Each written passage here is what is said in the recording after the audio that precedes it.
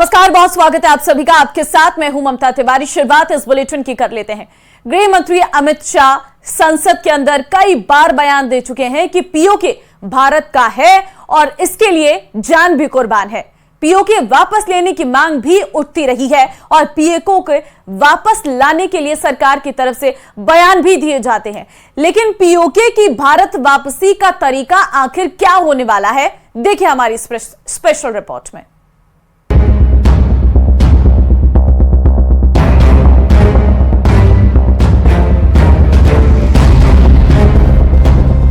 प्रधानमंत्री मोदी के नेतृत्व में भारत की सरकार ने पिछले 10 सालों में जटिल से जटिल पुराने मुद्दों का समाधान कर दिया है।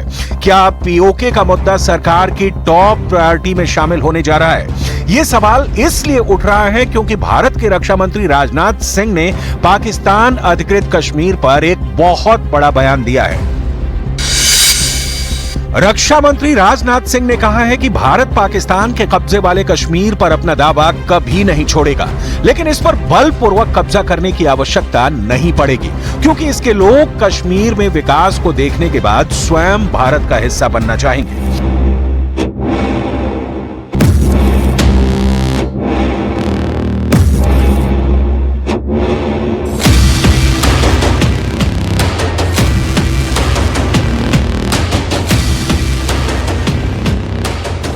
बड़ा सवाल यह है कि आखिर कैसे भारत पीओके को वापस ले सकता है। पीओके वापस लेने के दो तरीके हैं। पहला जनमत संग्रह और दूसरा युद्ध। पीओके के अंदर जिस तरह लगातार विरोध प्रदर्शन हो रहे हैं, पाकिस्तान सरकार के विरोध में हंगामे हो रहे हैं, भारत पीओके में जनमत संग्रह की मांग कर सकता है। पीओके वापस लेने का दूसरा तरीका है युद्ध। नियंत्रण रेखा पार करके भारतीय सेना आसानी से पीओके पर कब्जा स्थापित कर सकती है।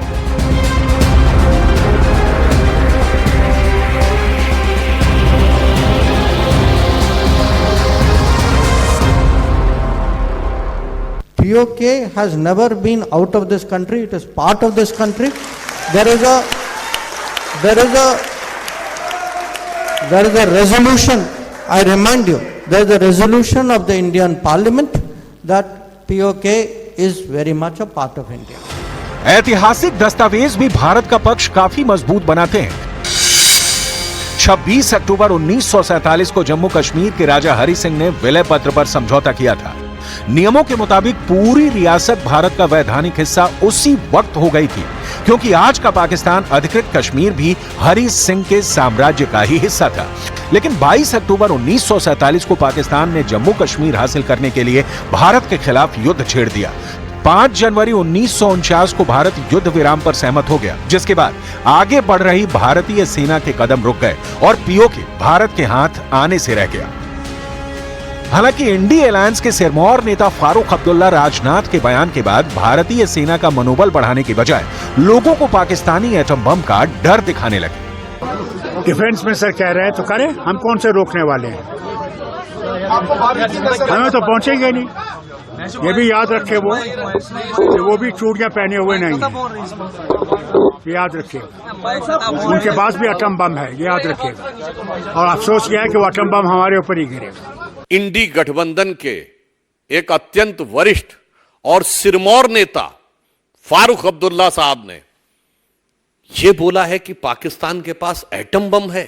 वहां के किसी सीरियस नेता ने नहीं बोला, वहां के सिर्फ पाकिस्तान के सिरफिरे नेताओं ने बोला। इंडी गठबंधन के सिरमौर नेता वो बोल रहे हैं। 2024 के चुनाव में राष्ट्रीय सुरक्षा एक बड़ा मुद्दा है और पीओके का उपयोग पाकिस्तान के द्वारा आतंकियों के गढ़ की तरह करना एक बड़ा सवाल बना हुआ है।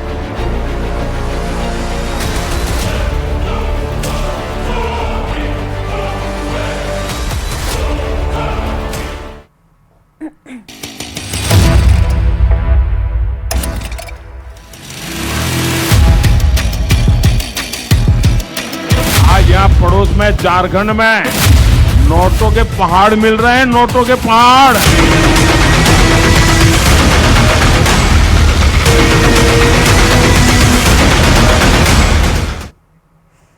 झारखंड में हुए एक और कैश कांड ने देश को हिलाकर रख दिया है। झारखंड सरकार में मंत्री आलमगीर आलम के ओएसडी के नौकर के घर से नोटों का अंबार बरामद हुआ है। नोटों के इतने बंडल की सुबह से रात हो गई, लेकिन नोट गिनने वाली मशीन अब भी चालू है।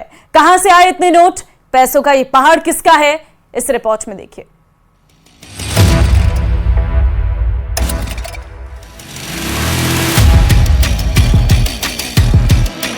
आज यहाँ पड़ोस में झारखंड में नोटों के पहाड़ मिल रहे हैं, नोटों के पहाड़।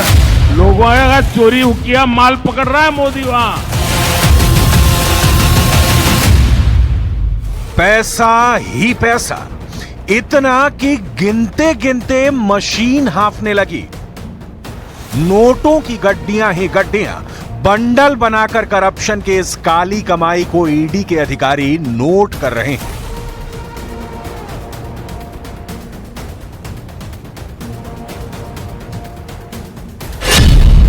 2 करोड़, 4 करोड़, 10 करोड़, 20 करोड़, 30 करोड़, 40 करोड़ और इससे भी ज्यादा।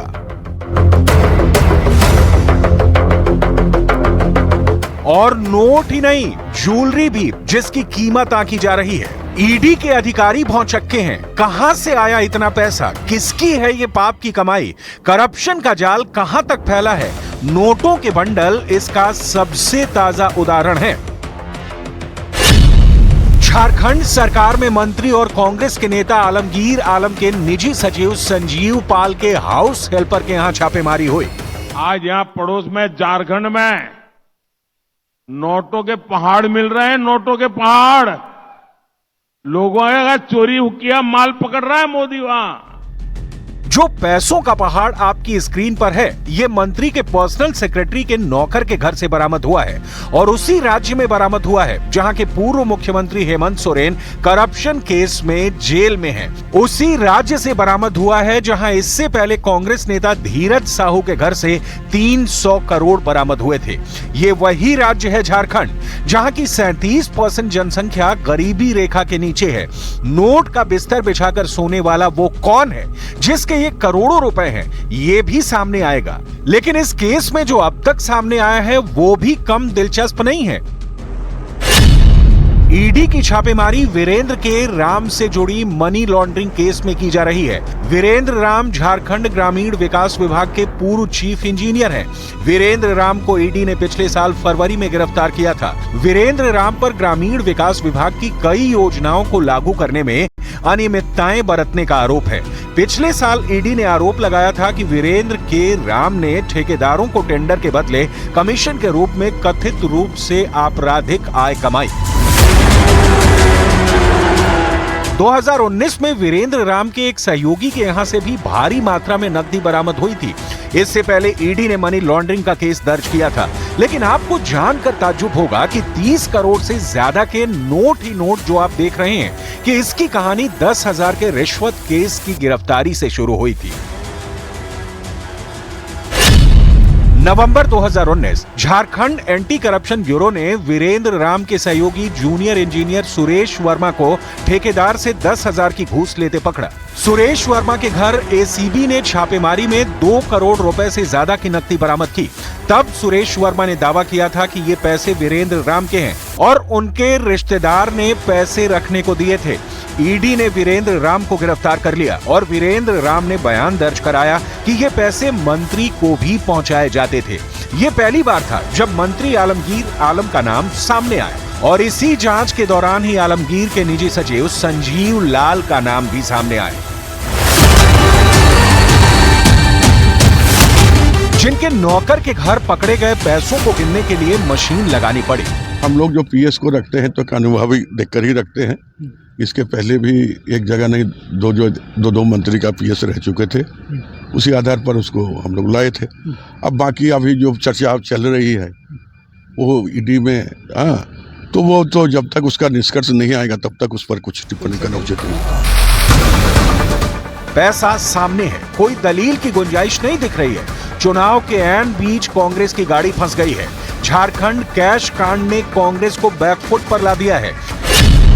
आलमगीर आलम 4 बार से कांग्रेस के विधायक हैं। वो पाकुड़ सीट से वर्ष 2000, 2005, 2014 और 2019 में विधायक चुने गए। अक्टूबर 2006 से दिसंबर 2009 के बीच आलमगीर आलम झारखंड विधानसभा में स्पीकर भी रह चुके हैं। 2019 के चुनाव में जब झारखंड में महागठबंधन की सरकार बनी तो मंत्री बने।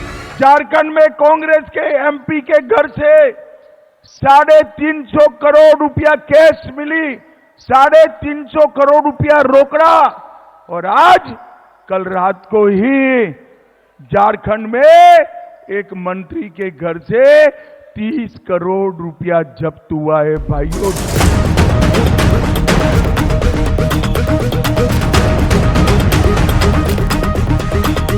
आलमगीर आलम अपने निजी सचिव से पीछा छुड़ाते नजर आ रहे हैं, लेकिन झारखंड की वर्तमान महागठबंधन की सरकार कैसे पीछा छुड़ाएगी?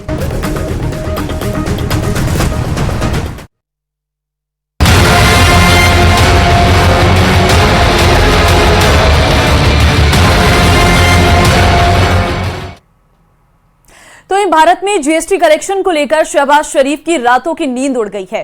हाल ही में जारी हुए आंकड़े के मुताबिक भारत का जीएसटी कलेक्शन 2,08,745 करोड़ रुपए पहुंच गया है। वहीं पाकिस्तान में आईएमएफ से मिले कर्जे में से भी 5,800 अरब की टैक्स चोरी हो गई है। देखिए ये रिपोर्ट। कर्जों के पहाड़ अंबार लग गए जिसमें हम इसके बोझ तले दब चुके हैं। तो I think it's all up to us. फैसला हमने करना है कि क्या कर्जों की जिंदगी बसर करनी है या इज्जत और वकार की जिंदगी बसर करनी। दो और हाथ जो है मैं सजेस्ट करूंगा आपकी जो है वो सबमिशन कि एक जो है हमारे पड़ोसियों से हाथ मिलाएं जो आप काम कर रहे हैं इसके ऊपर। आई थिंक उसके भी जो है वो बहुत अच्छे नतीजे आएंगे, इंक्लूडिंग इंडिया मैं समझता हूँ। और आप ये कर सकते हैं, इंडिया के साथ भी जो है मामला को ठीक करते हैं। कर्ज की जिंदगी बसर करने पर मजबूर हैं, बट आई थिंक उसका वक्त खत्म हो गया। अब हमें जिंदा कौम की तरफ हम इंशाअल्लाह जिंदा हम रहेंगे, अपने पांव पे खड़े होंगे। ये तीनों शब्द पाकिस्तानी हुक्मरानों के खून में है। देखिए कैमरे के सामने हजारों लोगों की भीड़ में भारत के जीएसटी कलेक्शन पर जलनखोरी की बीमारी से ग्रस्त शहबाज शरीफ ने कैसे हिंदुस्तान की अर्थव्यवस्था से आगे निकलने की बात कहकर सफेद झूठ बोल दिया।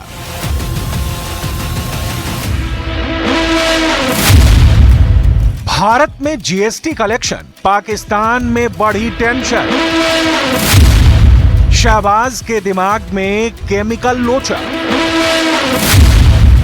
जीएसटी से भारत का खजाना फुल।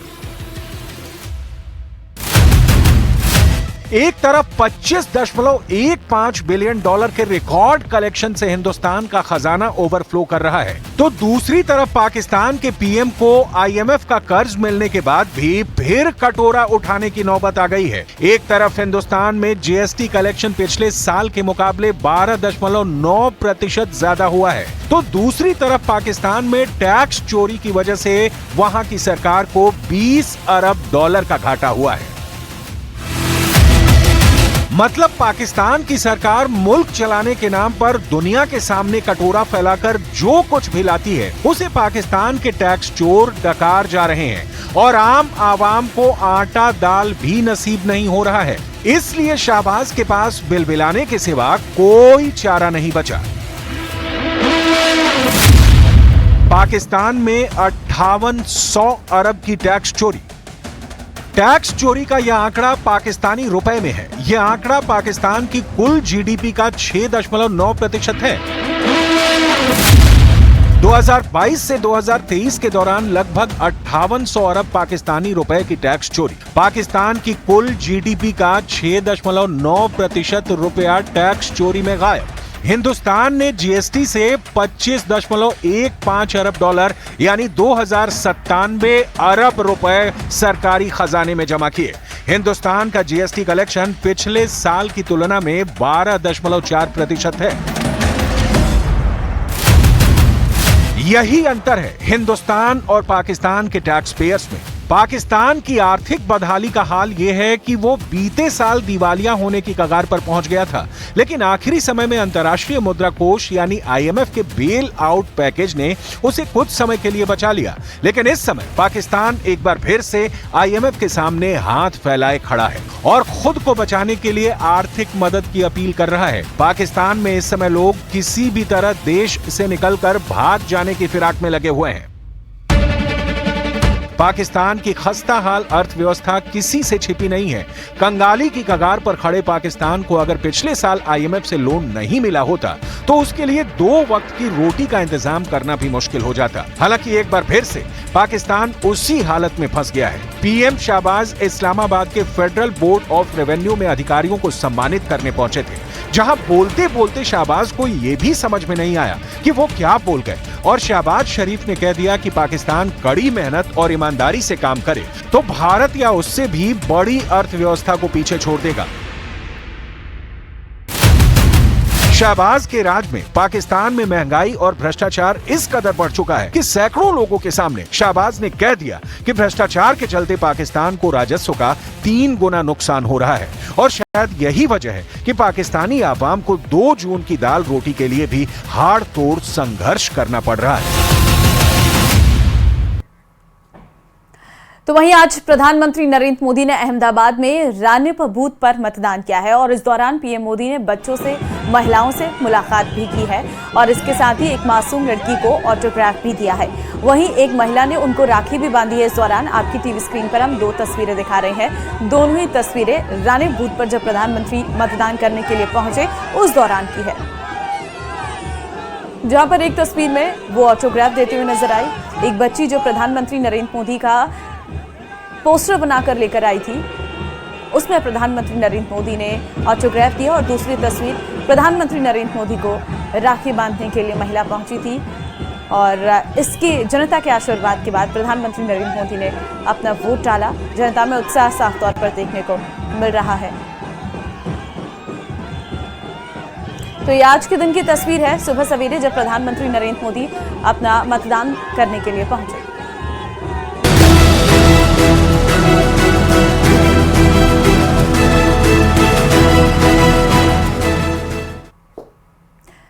व्लादिमीर पुतिन ने यूक्रेन के साथ साथ अमेरिका को डराने के लिए एक नया और बहुत ही खतरनाक प्लान बनाया है। 9 मई को रूस पूरी दुनिया को अपने फैसले से चौंका सकता है। खबर यह आ रही है कि 9 मई के बाद एक ऐसा अटैक होगा जिसके बाद यूक्रेन में तबाही करने के लिए कुछ बाकी नहीं रहेगा। देखिए रिपोर्ट।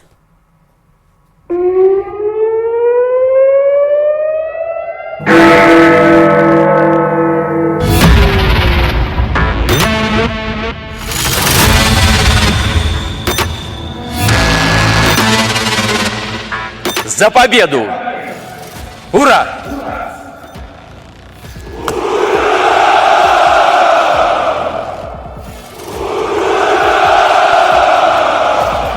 रेड स्क्वायर पर मिलिट्री बूट्स की धमक गूंजने लगी। सैनिकों का दस्ता नंबर 1, सैनिकों का पहला दस्ता गुजरा।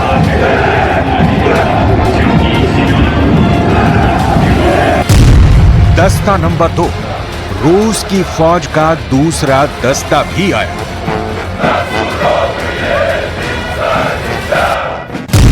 दस्ता नंबर 3, इसके बाद बारी आई तीसरे दस्ते की। इस बार की परेड में पुतिन कुछ बड़ा करने वाले हैं, ये बात साफ हो चुकी है। पुतिन की तैयारी बहुत खतरनाक बताई जा रही है। ये विक्ट्री डे परेड से पहले का जलवा है। एक तरफ यूक्रेन का युद्ध तीसरे साल में दाखिल हो चुका है और दूसरी तरफ मॉस्को में होने वाली परेड से यूक्रेन के खिलाफ बहुत ही भयानक सिग्नल नजर आ रहे हैं। पूरी दुनिया 9 मई का इंतजार कर रही है, जब पुतिन पर पूरी दुनिया की नजर होगी। मई की तारीख बढ़ते बढ़ते 9 मई को बड़ा खतरा नजर आ रहा है। पूरी दुनिया की नजर मॉस्को के रेड स्क्वायर पर है। 9 मई को सुबह 9 बजे दुनिया को बचाने या दुनिया को तबाह करने वाला फैसला होगा, ऐसा पुतिन के दुश्मन मानते हैं। ये परेड हिटलर की नाजी फौज को हराने की 79वीं सालगिरह का जश्न है। मॉस्को में क्या चल रहा है, मॉस्को में क्या फैसले लिए जा रहे हैं, मॉस्को के इस तेज रफ्तार वाले एक्शन से अमेरिका और नेटो बहुत ज्यादा घबराए हुए हैं। मॉस्को में पुतिन ऐसा क्या करने जा रहे हैं जिसमें 9 मई से पहले उनके दुश्मनों को बहुत बड़ा खतरा नजर आने लगा है। आखिर 9 मई को क्या होने वाला है, पुतिन क्या ऐलान करने वाले हैं, क्या इसका सबसे बड़ा नुकसान ज़ेलेंस्की को होगा, क्या पुतिन यूक्रेन के टुकड़े करने का ऐलान कर देंगे, क्या पुतिन यूक्रेन युद्ध जीतने का ऐलान कर देंगे, या फिर कुछ ऐसा होगा कि बाइडेन को बहुत ज्यादा पछताना पड़ेगा।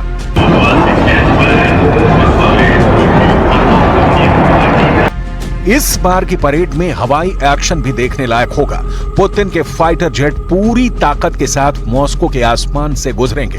हालांकि युद्ध शुरू होने के बाद से अब तक रूस के अंदर माहौल क्या है, इसे भी समझिए, क्योंकि इस जंग में अब तक लाखों जान जा चुकी है।